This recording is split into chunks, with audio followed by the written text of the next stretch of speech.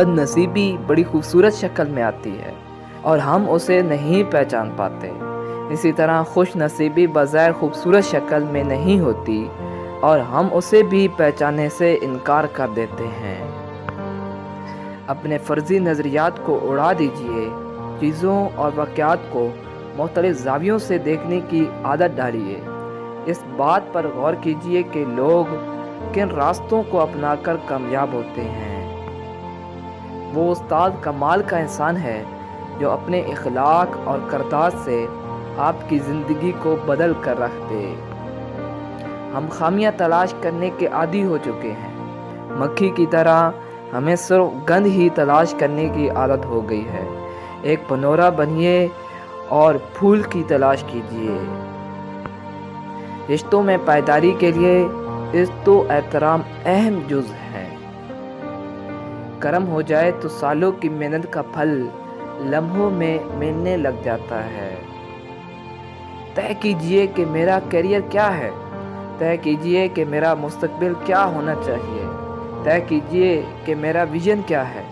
جو آدمی اپنی زندگی کے معاملے میں صاف گو ہو جاتا ہے، اس کے لیے زندگی کے اہم فیصلے کرنا آسان ہو جاتا ہے۔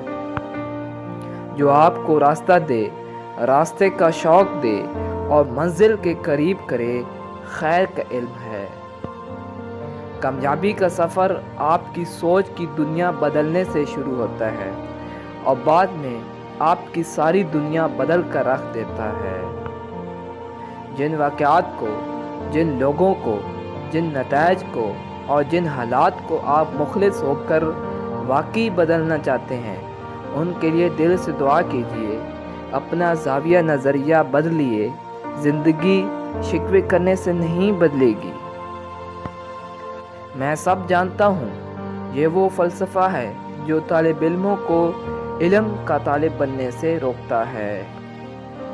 آپ کی زندگی میں آنے والے استاذہ اکرام میں بہترین استاد وہ ہے جو آپ کے سوچنے کا انداز ہی بدل دے۔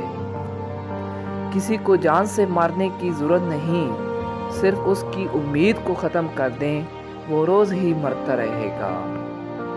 خدا کی رحمت اور انعام کی بہترین شکل وہ اچھے لوگ ہیں جو آپ کو مشکل وقت میں تھام لیتے ہیں۔ بعض اوقات ناکامی ہمیں یہ سکھا رہی ہوتی ہے کہ یہ تمہارا کام نہیں، تم کسی اور کام کے لیے پیدا ہوئے ہو۔ وہ شخص آپ کا محسن ہے جو آپ کو یہ یقین دلا دے کہ